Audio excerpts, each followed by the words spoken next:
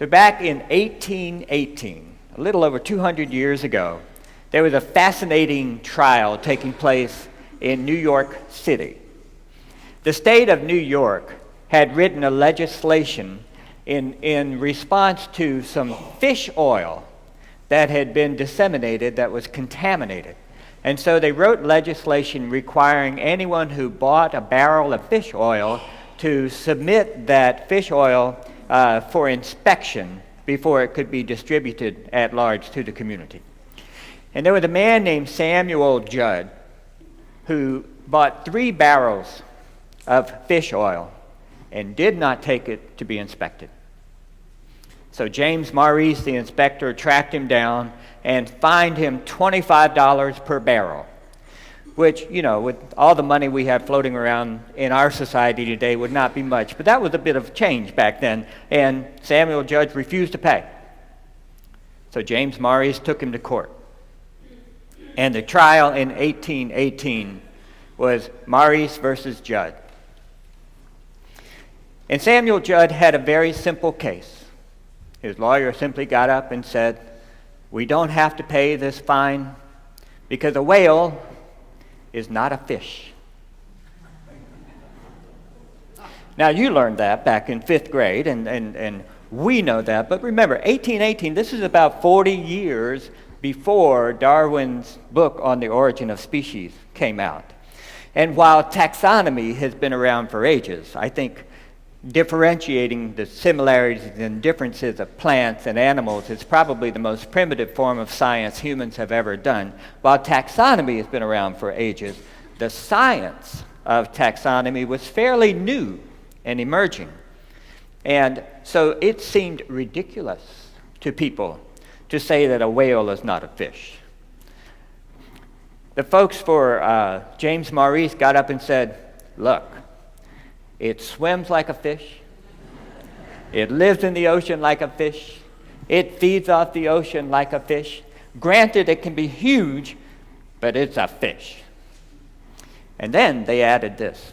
Besides, in the scriptures, the creature that swallowed Jonah in one place is called a whale, and in the other place is called a fish. You going to argue with the Bible? It took the jury 15 minutes to decide that a whale is a fish, and that Samuel Judd was subject to $25 fines for each of those fish barrels that he didn't submit for inspection. Something about whales have always been very intriguing for human communities.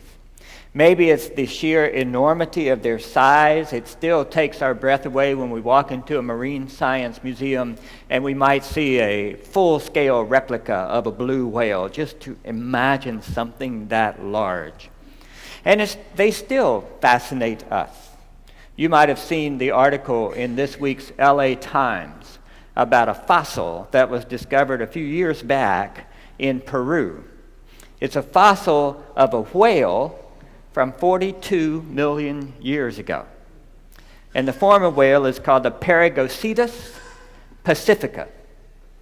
I probably mispronounced that, but you don't know. The Paragocetus pacifica. Cetus is the Latin term for whale. So the Paragocetus would be the traveling whale. The Paragocetus pacifica is the traveling whale that made its way here through the Pacific. And it's an interesting species.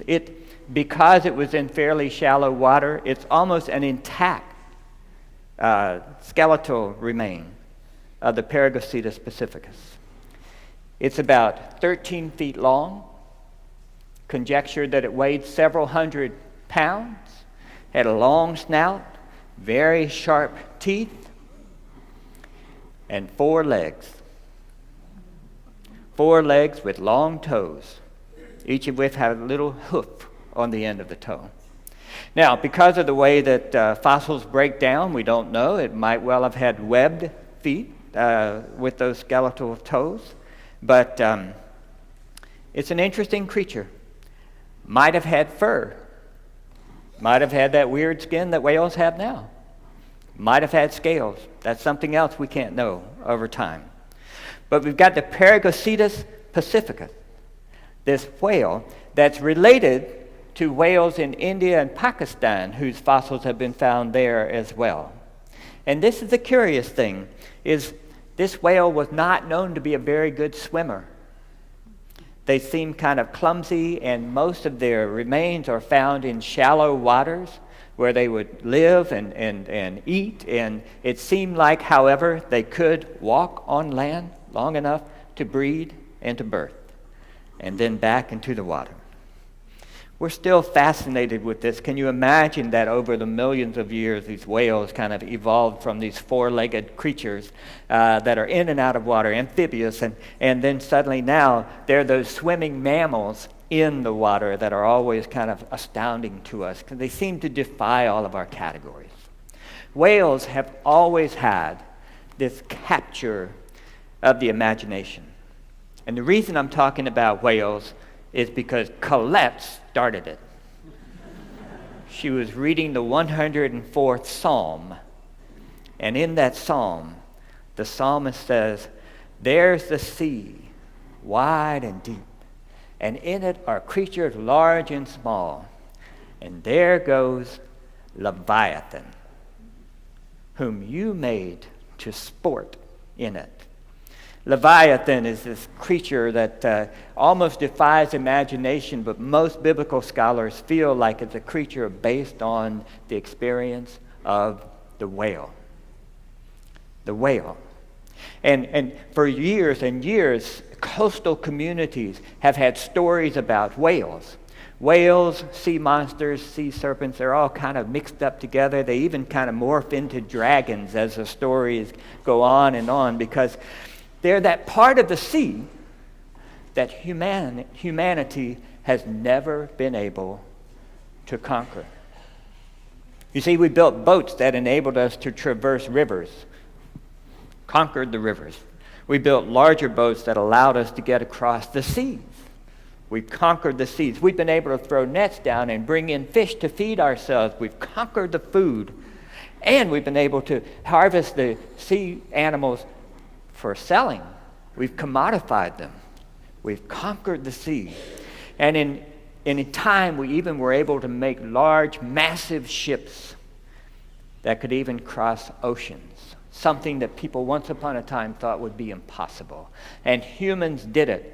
And living on the coast, you just see that the human animal, of all the animals, has been able to conquer not just the land with all of the ways that we've domesticated land, but now we've conquered the seas. And the one thing that gets in the way is the whale, or the sea monster, or the dragon, or whatever it is out there that one day a ship takes off and never returns. Or if it does, it comes back in pieces. And so this whale, this Leviathan, this sea monster, this creature of the deep out there, however we want to call it, has always been in the imagination because to some extent it represents the limits of human conquest. It represents the limits of what we're able to control. That while we've been able to do everything else here on the coastline and call ourselves the conquerors of the sea and land, those whales, those sea creatures, they stand just beyond our control. So that's why stories about whales, such as the one where a whale was trolling the surface and had accumulated sand, and people thought they had landed on an island, and the sailors jumped off the boat and they built a fire, and after a while the fire penetrated the whale's skin and the whale took everybody underneath. That was one of the explanations of why you had an empty ship and no sailors come back. And while we have stories of dragons and sea serpents that fascinate us, even the story of Jonah and the whale has always captivated our imagination. The whale, the sea creature, the Leviathan, the serpent, has always represented for us chaos, that part where we no longer have control. Which makes it very curious then when the psalmist, as Colette read for us, the psalmist refers so casually to Leviathan. There goes the sea, great and wide, creature small and large, and Leviathan, whom you formed to sport in it. Biblical scholars are a little torn on exactly how to translate that. It could be translated that God created Leviathan so that Leviathan could sport in the seas, or it could be translated that God created Leviathan so that God could sport with Leviathan in the seas, which is why last fall I was at a Bible conference, and one of the scholars there referred to Leviathan as God's rubber ducky. This thing that God created for delight. For delight. God created it for delight. It's amazing that the psalmist would take this name, Leviathan, this image, this symbol of our lack of control, this symbol of how liminal our life is, how finite we are, how close we are to chaos. This symbol that instills fear, even in the conquering human, how the psalmist will take that symbol and say to God, here's your rubber ducky. Here's your toy. And that's because the 104th Psalm talks about nature in a way that we rarely do. Not only does it see the beauty of nature, which we often see, not only does it talk about the immensity of nature or the fascinating aspects of nature, but this is the one place where the psalmist says to God, may you rejoice in all your works. Because the psalmist's perspective about nature is that it has value because it brings God joy. It brings God joy. So throughout this Lenten season, we've been looking at climate change. We've been looking at the problem of rising sea levels. We've been looking at the loss of biodiversity. We've been looking at climate change as a result of carbon dioxide in the air. We've been looking at the loss of forests and how the loss of those trees significantly impact how carbon dioxide can be turned back into oxygen. We've been looking at many of these problems, and we've been asking, as our Lenten journey, what are we called to do as the people of God? And I will tell you that it's very easy to look at the enormity of the problem of climate change and to throw our hands up and say, well, there's just not a dadgum thing we can do about it. It would be very easy to look at it and say, I can do everything I want. But China has 3 billion people.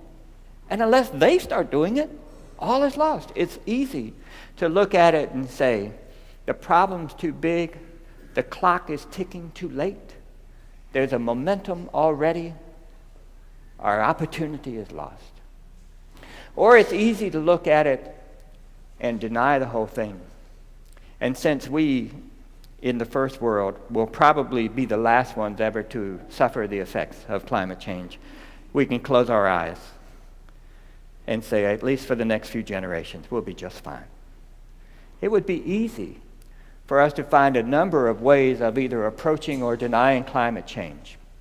But I want to offer for you that the scriptures, the 104th Psalm, gives us a beautiful way to approach climate change. It's not with fear, and it's not with foreboding, but it's rather looking at nature, looking at the earth, looking at everything in the earth, and asking this question: what brings God joy?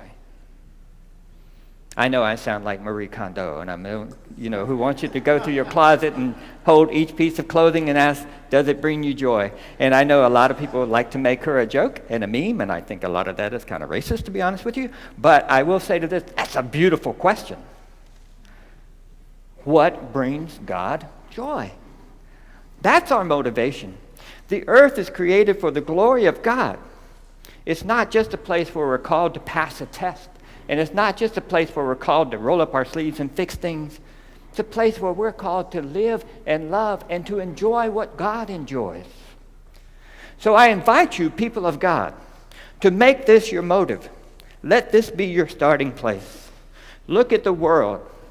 Look at the atmosphere. Look at the trees. Look at the plants. Look at the animals. Look at the diversity.